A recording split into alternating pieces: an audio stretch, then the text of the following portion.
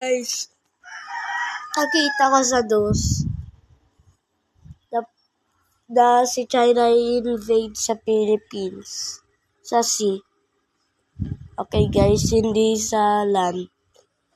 50-50 na titigil lang si China doon sa sea. 50, yung isang 50% ay invade ang buong Pilipinas. Crazy, right?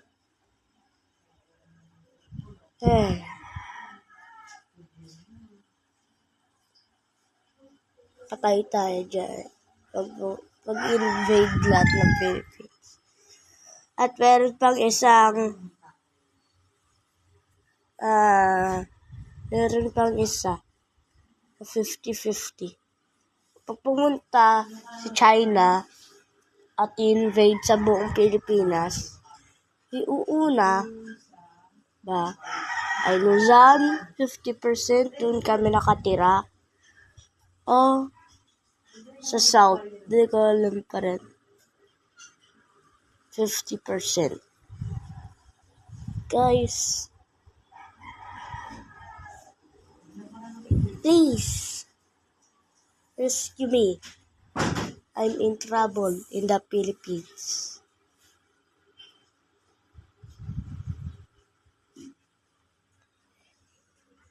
Nakakunta na sila ngayon. Ano that?